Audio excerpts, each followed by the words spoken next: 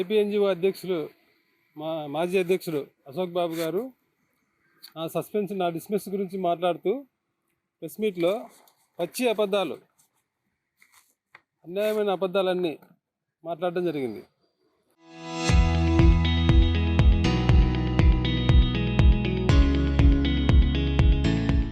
ఆయన ఏపీఎన్జిఓ అధ్యక్షుడిగా ఉన్నప్పుడు కొద్ది హుందాగా మాట్లాడేవాడు. మళ్ళీ ఆయన రాజకీయాల్లోకి పోయాక ఈ అబద్ధాలు మాట్లాడే అలవాటు వచ్చిందో, లేదంటే ఆ పార్టీలో చేరినాక అలవాటు వచ్చిందో కానీ నిన్నైతే చాలా ఘోరంగా దిగజారి మాట్లాడాడు. ఆయనకు అంత ఇదిగా మాట్లాడడం, అంత అబద్ధాలు మాట్లాడడం గతంలో ఎప్పుడు చూడలేము మేము. ఆయన ఏం మాట్లాడుతున్నాడు? ఆయన నిన్న ప్రెస్ మీట్లో మాట్లాడింది ఏంటంటే, నేను బద్వేల్లో ఆర్టీసీ డిపోల్లో జెండాలు పట్టుకొని ప్రచారం చేసినానంట.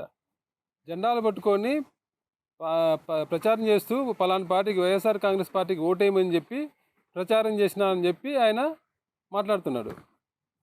నేను 2 రోజులు 3 రోజుల నుంచి అడుగుతున్నా కదా, మీ ద్వారా అడుగుతున్నా, ప్రభుత్వాన్ని అడిగినా.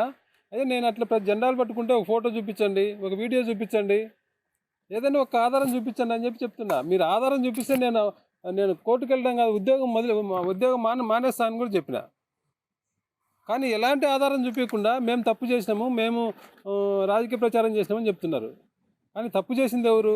అసలు అశోక్ బాబు గారికి ఈ కాండక్ట్ రూల్స్, ఉద్యోగుల రాజకీయాలు అనే మాట్లాడే అర్హత ఉందా? ఆయనకు అర్హత ఉందా అంటే అసలు ఆయన కూడా ఇలాంటి నీతులు చెప్తున్నారంటే ఆశ్చర్యంగా ఉంది. ఎందుకంటే ఆయన ఏం చేసిందో అందరికీ తెలియదా? మన రాష్ట్రం కాదు, పక్క రాష్ట్రానికి వెళ్ళి, కర్ణాటకలో ఎన్నికల ప్రచారంలో బీజేపీని ఓడించండి పిలుపునిచ్చింది ఆయన.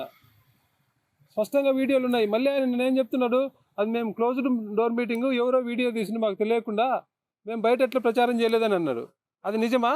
ఆయన బయట ప్రచారం చేయలేదా? అశోక్ బాబు గారు, మీరు బయట ప్రచారం చేయలేదా? మీడియాతో మాట్లాడలేదా? బీజేపీకి బుద్ధి చెప్పండి అని మీడియాతో మాట్లాడలేదా? మీరు మోడీకి చెక్ పెట్టండి అని చెప్పి మీడియా ముందు మాట్లాడి మళ్ళీ నేనేం మాట్లాడలేదు, నేను ప్రచారం చేయలేదు, ఏదో ఇండోర్ మీటింగ్ అని చెప్పుకోవడానికి సిగ్గులేదా?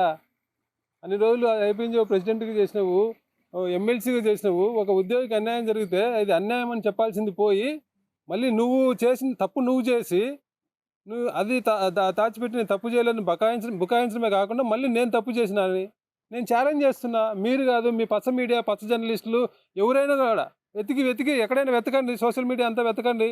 నేను ఎక్కడైనా పార్టీ జెండా పట్టుకొని ప్రచారం చేసినామేమో, పలానా పార్టీకి వైఎస్ఆర్సీపీకి ఓటేసినా అని చెప్పి నన్ను ఒక వీడియో ఉంటే చూపించండి. అసలు ఇప్పుడు ఏ రోజు మేము చేయని వాళ్ళని పట్టుకొని మీరు మాట్లాడము, అబద్ధాలు మాట్లాడము, మీ చేతిలో మీడియా ఉందని చెప్పి ఏదైనా చెప్తే నమ్ముతారనుకుంటే ఈరోజు సోషల్ మీడియా ఉంది, ఎవరెప్పుడు ఎక్కడ మాట్లాడింది కూడా బయటకు వస్తుంది. గతంలో ఏ రోజైనా ఉద్యోగులకు 4 DAలు పెండింగ్ ఉన్నాయా? ఈ ప్రభుత్వంలో తప్ప. 4 DAలు గతంలో పెండింగ్ పెట్టిన ప్రభుత్వం ఏదైనా ఉందా? మీ ప్రభుత్వం తప్ప. గతంలో జగన్మోహన్ రెడ్డి గారి ప్రభుత్వం ఉద్యోగులకు ఇచ్చిన హామీలలో మొదటి సంవత్సరంలోనే 70% పైగా హామీలు అమలు చేయడం వాస్తవమా కాదా? వాలంటీర్లకు జీతం 5,000 నుంచి 10,000కు పెంచుతామని హామీ ఇచ్చి అధికారంలోకి వచ్చాక వాళ్ళ ఉద్యోగాలను తొలగించి, జీతం పెంచడం దేవుడు తిరుగు, వాళ్ళ ఉద్యోగాలను తొలగించి వాళ్ళని రోడ్డున పడేయడం వాస్తవమా కాదా? వాలంటీర్ల పని అంతా సచివాలయ ఉద్యోగుల మీద రుద్ది వాళ్ళను మరుగుదొడ్ల దగ్గర కాపలా పెట్టడం, వాళ్ళని పార్కింగ్ల దగ్గర కాపలా పెట్టడం, వారితో వీధిలో కుక్కల్ని లెక్క పెట్టించడం, ఇంటింటికి తిరిగి పాంప్లెట్లు పంచే పని చెప్పడం, ఇలా వాళ్ళతో వెట్టి చాకరీ చేయించడం వాస్తవమా కాదా? ఈ ప్రభుత్వం అధికారంలోకి వచ్చినాక ఈ వీడియో కాన్ఫరెన్స్లో కూడా ఈ పని ఒత్తిడి తట్టుకోలేక చిన్న వయసులో ఉండే సచివాలయ ఉద్యోగులు సుమారు 100 మందికి పైగా ఆత్మహత్య చేసుకోవడం కానీ, గుండెపోటు కానీ, బ్రెయిన్ స్ట్రోక్తో కానీ వంటి కారణాలతో చనిపోవడం వాస్తవమా కాదా? ఈ ప్రభుత్వం వచ్చాక ఉద్యోగులపై ఏసీబీ కేసులు అధికమవడం వాస్తవమా కాదా? వీటంతకు అశోక్ బాబు గారు సమాధానం చెప్పాలా? నేను చెప్పినట్టేంటి కాదు అంటే చర్చకు సిద్ధం. ఎక్కడైనా ఏ ఛానల్ అయినా ఎక్కడైనా చర్చకు సిద్ధం. ఇవన్నీ సమాధానం చెప్పి మాట్లాడండి. మీరు చెప్పిన ఆరోపణలకు నేను సవాలు విసురుతున్నా. మీరు అందరూ నేను ప్రచారం చేసిన, వైసీపీ జెండా పట్టుకొని ప్రచారం చేసినా అని చెప్పి నేను సవాల్ చేస్తున్నా. ఎక్కడైనా ఉంటే నిరూపించితే నేను జెండా పట్టుకొని ప్రచారం పలానా పార్టీకి, వైఎస్ఆర్ కాంగ్రెస్ పార్టీకి ఓటేయండి అని చెప్పి నేను ఎక్కడైనా చెప్పి ఉంటే మీరు అన్నట్లు మీ మాదిరిగా మీరు వీడియోలు సహా బీజేపీని ఓడించండి, మోడీకి చెక్ పెట్టాలి అని చెప్పి మీరు మాట్లాడినట్టు, బీజేపీ నుంచి రాష్ట్రం నుంచి తరిమి కొడతామని మీరు ఉద్యోగులతో మాట్లాడిచ్చినట్టు వీడియో సాక్ష్యాలు ఉన్నట్లు, నా మీద నేను వైసీపీ జెండా పట్టుకున్నట్లు, వైసీపీకి ఓటేయమని చెప్పినట్లు ఎక్కడైనా ఆ వీడియో ఆధారం అంటే చూపించండి, నేను ఉద్యోగం వదులుకుంటా, మీ పార్టీలో చేరుతా. ఏది పడితే అది ఆయన ఇష్టం వచ్చినట్టు మాట్లాడాడు. నేను ఒకటే అడుగుతున్నా, ఆయన 20 నిమిషాలు మాట్లాడావు కదా నువ్వు నిన్న. 20 నిమిషాలలో ఎంతసేపు గత ప్రభుత్వాన్ని, జగన్మోహన్ రెడ్డి గారిని తిట్టడానికి, నన్ను తిట్టడానికే ఉపయోగించినావు తప్ప, ఈ 20 నిమిషాలలో ఈ ప్రభుత్వం ఉద్యోగులకు పలానా మంచి పని చేసిందని చెప్పుకోగలిగినవా? ఒక్క పని 20 నిమిషాలలో నువ్వు మాట్లాడిన దాంట్లో పక్కన వాళ్ళని తిట్టడానికి తప్ప మా ప్రభుత్వం ఉద్యోగులకు మేలు చేసిందని చెప్పగలిగినా నువ్వు? అసలు చెప్పుకోవడానికి ఏమైనా ఉందా? మీరు ఎన్నికల్లో ఉద్యోగులకు ఇచ్చిన హామీ, ఒక్క హామీ అమలు చేసిందా? చెప్పండి, అమలు చేసిందా? ఒక్క హామీ. ఈ 2 నెలల్లో మీరు ఉద్యోగులకు ఉపయోగపడే మంచి పని ఒక్క పని చేసిందా? ఉద్యోగులకు ఈ పని చేసినామని చెప్పండి మీరు దమ్ముంటే. ఈ 2 నెలల్లో చేసిన పని. గత ప్రభుత్వాన్ని తిడుతున్నారు. గత ప్రభుత్వం అధికారంలోకి వచ్చిన 1 ఇయర్లో 70%, 80% హామీలు ఒక్క సంవత్సరం, 15 సంవత్సరంలోనే అమలు చేసింది కాదా? దీని మీద ఎక్కడైనా చర్చకు సిద్ధం. మీకు నచ్చిన మీ టీవీ డిబేట్లోనే పెట్టండి, వస్తాను, నాకేం భయంలే. మీ ఇష్టం వచ్చినట్టు మాట్లాడితే, మీ చేతిలో ఛానల్ ఉన్నాయి, మీ ఇష్టం వచ్చినట్టు మాట్లాడితే సరిపోద్ది అనుకుంటున్నారా? ఎంప్లాయీస్కి ఏం తెలియదు అనుకుంటున్నారా? నేను ఒకటి అడుగుతున్నాను. నా మీద నా డిస్మిస్ అయిన తర్వాత ట్రోల్ చేసేవాళ్ళు, ఈ అశోక్ బాబు గారు కానీ, పచ్చ మీడియా కానీ, పచ్చ జర్నలిస్టులకు కానీ నేను కొన్ని ప్రశ్నలు వేస్తున్నా. ఈ ప్రశ్నలకు సమాధానం చెప్పగలుగుతారా మీరు? లేదు, దీని మీద డిబేట్కైనా సిద్ధం, ఎక్కడైనా మీ ఛానల్లో ఎక్కడైనా సిద్ధం. ఒకటి, ఉద్యోగులను రాజకీయ వాడుకునేది తెలుగుదేశం పార్టీ కాదా? సీఎం హోదాలో ఉండి ఉద్యోగులకు నల్ల చొక్కాలు తొడిగి ఢిల్లీలో ధర్నా చేయించి ప్రధాని నరేంద్ర మోడీ గారిని తిట్టించింది వాస్తవం కాదా? చెప్పాలా? అశోక్ బాబు గారు చెప్పాలా ఇది వాస్తవమో కాదో? నేను చూపిస్తా. కాదంటే నేను చూపిస్తా, నిరూపించుతా. 2019లో టీడీపీ ధర్నాలో ఉద్యోగులు పాల్గొని బీజేపీని రాష్ట్రం నుండి తరిమి కొట్టాలి, బీజేపీని రాష్ట్రంలో ఒక్క సీట్లో కూడా గెలవనివ్వమని ముఖ్యమంత్రి గారి సమక్షంలో మాట్లాడడం వాస్తవమా కాదా? అశోక్ బాబు గారు చెప్పండి, వాస్తవమా కాదా? కాదంటే చెప్పు, నేను నిరూపిస్తా. ఏపీఎన్జీబీ అధ్యక్షుడి హోదాలో అశోక్ బాబు గారు కర్ణాటకలో బీజేపీని ఓడించండి అని ప్రచారం చేయడం వాస్తవమా కాదా? మీకేం సిగ్గనిపించదా?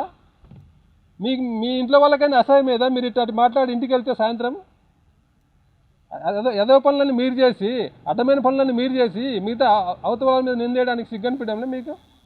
ఇంకొకటి, సెక్రటరీలో రామకృష్ణ అనే వ్యక్తిని సస్పెండ్ చేసి జైల్లో పెట్టామని అంటున్నారు. ఎవరు చేసిండ్రు?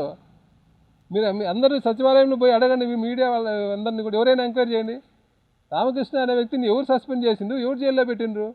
వాళ్ళ సానుభూతి కోసం మీ దగ్గర ఏదో గత ప్రభుత్వం ఇబ్బంది పడినామంటే మీరేమన్నా వాళ్ళు దగ్గర తీసారని వాళ్ళు చెప్పుకుంటున్నారేమో, కానీ ఎవరిని అడ్డగోలుగా ఎవరిని సస్పెండ్ చేయలే, ఎవరిని జైల్లో పెట్టలే, సచివాలయ ఉద్యోగులు ఎవరిని చేయలే. అయినా మీరు చెప్తున్నారు మీడియా ముందుకు వచ్చి, మీకు ఎవరు ఇన్ఫర్మేషన్ ఇచ్చిందో కనీసం ఇటు మాట్లాడేటప్పుడు కన్ఫర్మ్ చేసుకోవాలి కదా ఎవరినన్ను అడిగి. నా మీద ఆయన వ్యక్తిగతంగా ఆరోపణలు చేసిండ్రు. నేను హౌసింగ్ సొసైటీ ప్రెసిడెంట్గా ఉన్నప్పుడు హైదరాబాద్లో ఖాళీ స్థలాలన్నీ అలాట్ చేసినా అమ్ముకున్నా అని చెప్పి. అయ్యా, హైదరాబాద్లో హౌసింగ్ సొసైటీ సెక్రటరీ ఉంది, ఏపీఎన్జీఓస్కి ఉంది. మా సచివాలయ హౌసింగ్ సొసైటీ ఉద్యోగులకు ఇళ్ల స్థలాలు ఇచ్చినాము, రిజిస్ట్రేషన్ చేసినాము, ఇల్లు కూడా కట్టుకుంటున్నారు. మీ సొసైటీ సంగతి ఏంది? మీ సొసైటీ మీరు ఎవరికైనా ఇల్లు అలాట్ చేసిందా? ఎవరైనా ఇల్లు కట్టుకుంటారా మీ సొసైటీలో? మీ సొసైటీలో మీరు ఎంప్లాయీస్ నుంచి కలెక్ట్ చేసిన డబ్బులంతా ఏం చేసిండ్రు? దాదాపు 18-20 కోట్లు ఎంప్లాయీస్ నుంచి కలెక్ట్ చేసిండ్రు. ఒక్కరికి ఒక్క స్థలం ఇవ్వలేదు, ఒక్కరికి ₹1 డబ్బులు వెనక్కి ఇవ్వలేదు. ఏం చేసింది ఆ డబ్బులంతా? ఏమైపోయింది?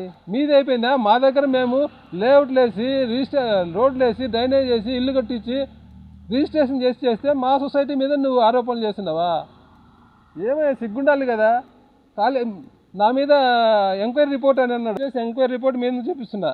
ఈ రిపోర్ట్ ఏ పచ్చ జర్నలిస్ట్ కానీ, ఏ పచ్చ మీడియా కానీ, మీ టీడీపీ వాళ్ళు కానీ, నువ్వు కానీ మీ ఎవరైనా రిపోర్ట్ పంపించండి, అడిగితే నేను జిరాక్స్ తీసిస్తా.